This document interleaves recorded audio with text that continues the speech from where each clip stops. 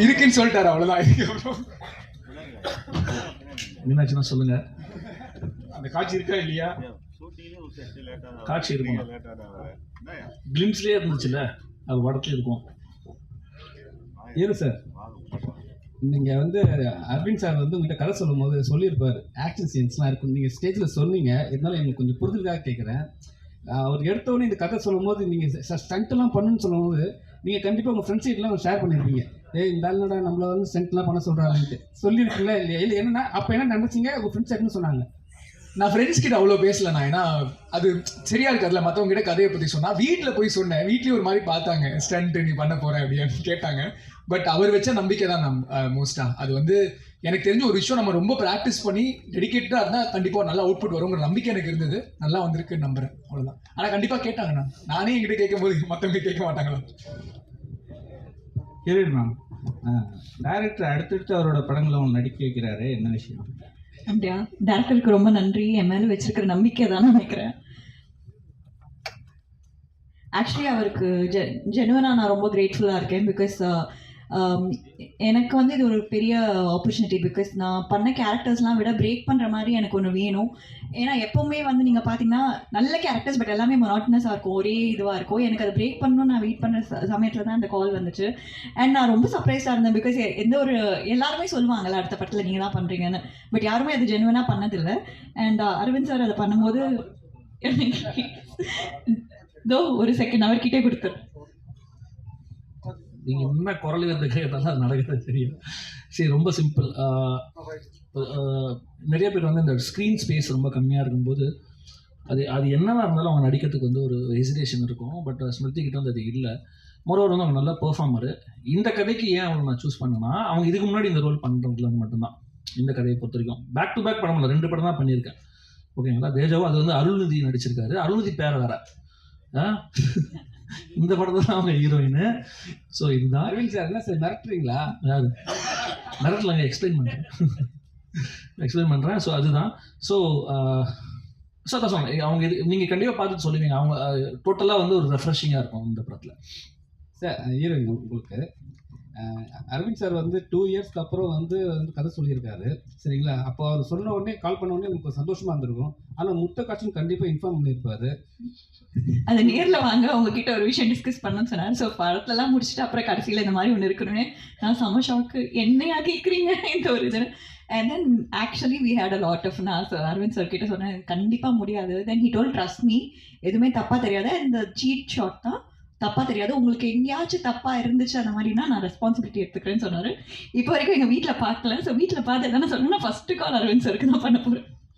Aravind sir, என் நண்பர் தான், நான் அரவிந்தன் கூப்பிட்றேன். அரவிந்த், நீங்கள் பெரிய ஃபஸ்ட்டு ஒரு படம் விட்டு கொடுத்துட்டீங்க. பெரிய படம் இட்டு கொடுத்தா, நல்ல படம் இட்டு கொடுத்தாவே ஒரு தலகணம் வந்துடும். ஆனால் நீங்கள் வந்து ஒரு படம் இட்டு கொடுத்துட்டு இந்த படமும் நல்லா எடுத்துருக்கீங்க. இருந்தாலும் ஸ்டேஜுக்கு பின்னாடி அவர் அசிஸ்டன்ட் டைரக்டர் மாதிரி போய் நிற்கிற மாதிரி காரணம் என்ன? இல்லைங்க, இது என்னோட ப்ரொஃபஷன் மாறி இருக்குது, அவ்வளோதான். ப்ரொஃபஷன் மாறணும்னால நான் மாறணும்னு கண்டிப்பாக அவசியம் கிடையாது. நான் அவங்க எல்லாருமே பார்த்துட்டு இருக்கேன், இன் பிட்வீன் பேசிகிட்டு இருக்கேன், எல்லாமே பண்ணிகிட்டு இருக்கேன். ஸோ நான் பேசிக்காக அங்கே இருந்தாங்க இங்கே வந்திருக்கேன். அது எப்பயுமே அது இருந்துட்டு இருக்கும். எது சொன்னேன், எத்தனை பொங்கலுக்கு வந்து நான் வந்து ஒரு ப்ரெஷ் ஷோ பார்த்துருப்பேன். இன்றைக்கி ஏன் ஒரு பொங்கலுக்கு என் படம் வருதுன்றது எனக்கு பெரிய ட்ரீம். ஏன்னா ஒரு ஃபெஸ்டிவல் ரிலீஸ்ன்றது ட்ரீமு. ப்ரொவைடட் நம்ம எத்தனை படம் இங்கே உட்காந்து பார்த்துருக்கோம், கூட பயணிச்சிருப்பேன். அப்படின்னும் போது நமக்கு என்னன்னாலும் ஒரு பதட்டம் இருக்கும்ல, ஐயோ இது கரெக்டாக நடந்துடணும் அப்படின்னு சொல்லிட்டு. ஸோ அதனால தான். மற்றபடி நான் தான் சொன்னேன், இது இப்படியே தான் இருப்பேன். இன்னும் ஒரு 10 படங்கள் போனாலும் இப்படி தான் இருப்பேன். கீதா மேம், இன்னைக்கு ஒட்டுமொத்த தமிழ் சினிமாவே உங்களை அம்மாவா குத்தகைக்கு எடுத்துருக்கு. அதை பற்றி சொல்லுங்க.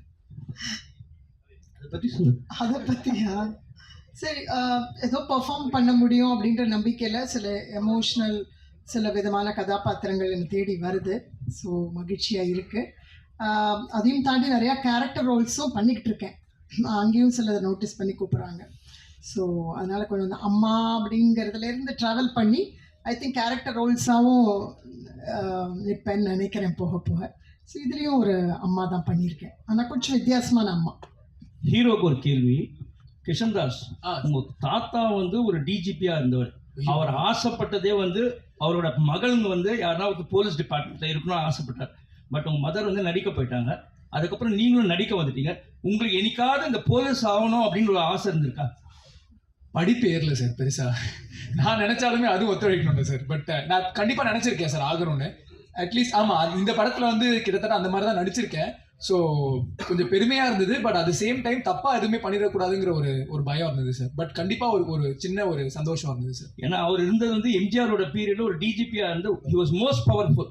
இந்தியாவில் சொல்ல போனால் பெஸ்ட் ஐபிஎஸ் ஆஃபீஸர்ஸ்ல ரெனோன் ஐபிஎஸ் ஆஃபீஸர்ஸ்ல வந்து இவரோட பேர் இருந்துச்சு. அதனால அப்படி ஒரு ஆசை இல்லையான்றது தான் என்னோட கேள்வியா இருக்கு. இல்ல ஆசை இருந்தது சார், தாண்டி திறமையும் ஒரு தேவையில்லை சார் அது பண்றதுக்கு. ஸோ ஆசை இருந்தது, அது வந்து இந்த மாதிரி இடங்களை தான் அது பூர்த்தி பண்ண முடியும் சார். தேங்க்யூ. ராஜ், உங்களோட நிஜ கேரக்டர் தான் இந்த படத்துல கேரக்டரா? என்ன சார் இதுக்கு என்ன சார் பதில் சொல்ல முடியும்? இது படம், இது ஒரு கேரக்டர், அவ்வளோதான் சார். ஏற்கனவே இந்த மாதிரி ஒரு சாயல் 100ல மாதிரி பண்ணியிருக்கேன். ஆனால் இது இன்னும் கொஞ்சம் டிஃப்ரெண்ட். ஏன்னா இந்த படத்தில் எல்லா கேரக்டரோட பெர்ஸ்பெக்டிவ்ல வேற மாதிரி இருக்கும். அண்ட் இதில் நிறைய கிரே ஷேட்ஸ், பாசிட்டிவ்ஸ், நெகட்டிவ்ஸ் இருக்குது. கொஞ்சம் சேலஞ்சிங்காக இருந்தது. இது ஒரு genre shifting film. So romantic த்ரில்லர்னு சொல்லலாம். ஸோ ஆமாம், கண்டிப்பாக நீங்கள் கேட்ட பதிலுக்கு கண்டிப்பாக இல்லை சார், அந்த மாதிரி. ராஜ், நீங்கள் தொடர்ந்து இதே மாதிரி ஒரு கேரக்டர் வழியாக பண்ணியிருக்கீங்க. அஜித் சார் கொடுக்கும்போது அதே மாதிரி தான் தம்பியாக பண்ணியிருக்கீங்க. இப்போ அஜித் சார் படமும் ரிலீஸ் ஆகலை, அதே டைமில் உங்கள் படமும் ரிலீஸ் ஆகுது. ஸோ இது இப்போ எப்படி பார்க்குறீங்க அதை? சார், நான் தொடர்ந்து இந்த மாதிரி பண்ணிட்டு இருக்கேன். ஆனால் ஒரு லாஸ்ட் 1 year 1.5 years வேற டிஃப்ரெண்ட் ஆப்பர்ச்சுனிட்டிஸ் வருது சார். கொஞ்சம் பாசிட்டிவ் கேரக்டர்ஸ், லீட்ஸா அந்த மாதிரிலாம் பண்ணிட்டு இருக்கேன். இதுக்கு முன்னாடி வந்துட்டு நீங்க கேட்ட மாதிரி கொஞ்சம் இன்டென்ஸா, கொஞ்சம் நெகட்டிவ், கிரே ஷேட் அந்த மாதிரி தான் நான் பண்ணிட்டு இருந்தேன். இந்த படத்துலயும் அந்த மாதிரி ஒரு கேரக்டர் தான். இது கொஞ்சம் கொஞ்சமா மாறதுல ஒரு சின்ன சந்தோஷம் இருக்கு. அண்ட் சார் படத்துல நான் எந்த கேரக்டரும் பண்ணல. சார் 2 படம் முன்னாடி தான் நான் பண்ணியிருந்தேன். ஸோ அதுல எந்த கனெக்ஷனும் இல்லை. கீதா மேம், நீங்கள் தொடர்ச்சியாக வந்து படம் பண்ணுறீங்க. ஆனால் எல்லா படமும் சக்ஸஸ்ஃபுல்லாக ஆகுது, நல்லாவும் இருக்குது. ஆனால் வந்து உங்களை வந்து டோட்டலாகவே வந்து மாமியார் கேரக்டர்லேயே ஒரு விஷயம் காத்துன்னு இருக்காங்க. அது எப்படி பார்க்குறீங்க? ஓகே, மக்கள் மனசில் பதிகிறேன்.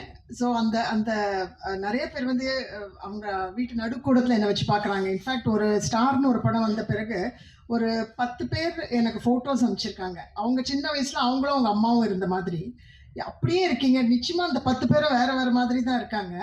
எனக்கு அது ரொம்ப ஆச்சரியமாக இருந்துச்சு. ஸோ அதனால் இப்போ அவங்களில் ஒருத்தராக பார்க்குறாங்கன்ற இதிலேருந்து நான் சொன்ன மாதிரி நிறைய கேரக்டர் ரோல்ஸ், வித்தியாசமான ரோல்ஸ், வில்லத்தனமான ரோல்ஸ், இப்பயே சொன்னால் சஸ்பென்ஸ் ஃபீல் ஆகிடும். இவருடைய படத்துலேயே நல்ல த்ரில்லரில் ரொம்ப இன்ட்ரெஸ்டிங் ரோல்ஸ்லாம் பண்ணணும்னு ஆசை இருக்குது. ஐ திங்க் அது நடந்துக்கிட்டு இருக்கு ஆக்சுவலாக.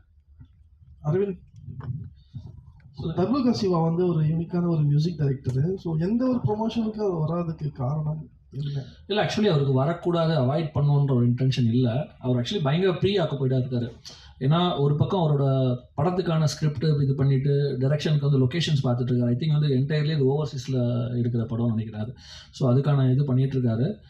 பட் அதர்வைஸ் வந்து நம்ம எப்போனா ரீச் பண்ணி அவர்கிட்ட பேசலாம், இது பண்ணலாம்.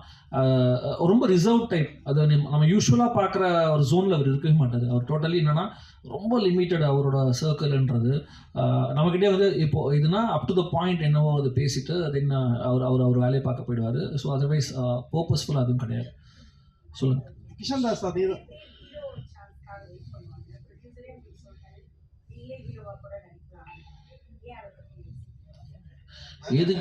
எதுக்கு அதாவது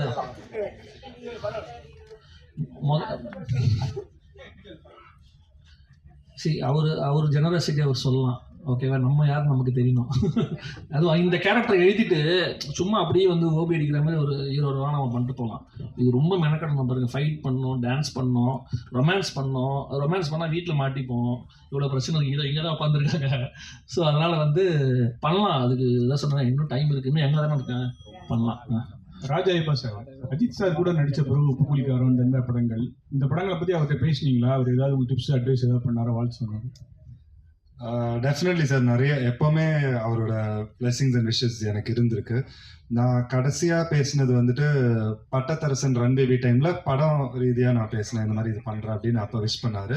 அதுக்கப்புறம் சில தருணங்களில் நான் அப்பப்போ விஷ் பண்ணியிருக்கேன், சார் விஷ் பண்ணியிருக்காங்க, அந்த மாதிரி இருந்திருக்கு. அரவிந்த் சார், இப்போ ஃபர்ஸ்ட்லாம் நீங்கள் வந்து பத்திரிக்கையாளர் அரவிந்த், சரிங்களா? அதுக்கப்புறம் வந்து தேஜாவும் அரவிந்த் போட்டிருந்தீங்க. இப்போ என்னன்னா, இப்போ டைரக்ட் பண்ணிட்டோம், படம் சக்ஸஸ் பண்ணியாச்சு. அப்படி இருந்தா கூட ஒரு படத்தோட பேரை சொல்லி தான் நம்ம டைரக்ஷன் சொல்ல முடியுமா? இல்லை அப்படி கிடையாது. இப்போ என்னன்னா, இப்போ இந்த படத்தை பார்த்தீங்கன்னா ரொம்ப சின்ன படம், ஓகேங்களா? அதாவது இப்போ நம்ம இந்த டேர்ம்ஸில் பேசுகிறோம். அப்போது இந்த படத்துக்கு வந்து தயாரிப்பாளருக்கு வந்து இதை நீங்கள் வந்து மக்கள்கிட்ட எடுத்து போய் சேர்கிறதுக்கு ஒரு விஷயம் தேவைப்படுது. நம்மளே பார்க்குறோம், ஒரு படத்துக்கு வந்து 300 படங்கள் வருது. எத்தனை அரவிந்த் இருக்காங்கன்னு எனக்கே தெரியாது இயக்குனராக. அப்படி இருக்கும்போது இந்த அரவிந்த் அப்படின்றத வந்து நான் எப்படி அடையாளப்படுத்திக்க முடியும்னா, என்னோட முதல் விசிட்டிங் கார்டாக இருந்திருக்கிறது வந்து தேஜாவு தான். ஓகே, அப்போ தேஜாவு படத்தோட இயக்குனரோட அடுத்த படம் அப்படின்ற ஒரு ஐடென்டிட்டி தான் போட்டிருக்கேன். தவிர என்னோட இலக்கமே எப்படி இருக்குன்னா, இது எதுவுமே சொல்லாமல் என் பேர் சொல்லும்போது படங்களோட அடையாளமே இல்லாமல் நான் யாரும் தனித்துவமாக தெரியணும்.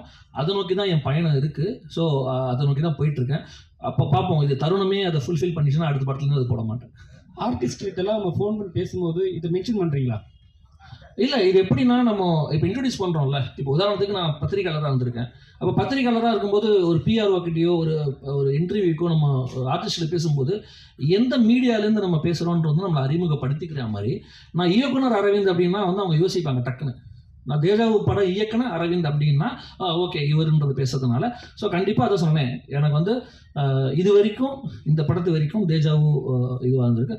இதுக்கப்புறம் ரெஃபரன்ஸ் சொல்லும்போது வந்து தேஜாவு தருணம் படத்தோட இயக்குனர்னு நம்ம இன்ட்ரடியூஸ் பண்ணிப்போம், அவ்வளோதான். கிஷன் சார், உங்கள் அம்மா வந்து அவ்வளோ பெரிய சீரியலில் வந்து அவ்வளோ பெரிய சக்ஸஸ் பண்ண பெரிய நடிகை, அவ்வளோ ரீச். இந்த படம்லாம் பார்த்துட்டு என்ன சொன்னாங்க? அவங்க வந்து ஃபைனல் கட் இன்னும் பார்க்கல. ஸோ அவங்கள வந்து இந்த படம் ரிலீஸ் ஆச்சுன்னா எல்லாரோட தான் நான் கூட்டு போய் பார்க்க வைப்பாங்க. அதுக்கு முன்னாடி இருக்கிற ப்ராசஸ்லாம் பெருசாக இன்வால்வ் வைக்க மாட்டாங்க. பட் அவங்களுக்கும் கொஞ்சம் பெருமையாக இருக்கும். பெருசாக சொல்லிக்க மாட்டாங்க, நாங்கள் அதை பற்றி பேச மாட்டோம். பட் அவங்க சந்தோஷமாக இருப்பாங்கன்னு கண்டிப்பாக தெரியும், அந்த மாதிரி ஒரு ஸ்பேஸில்.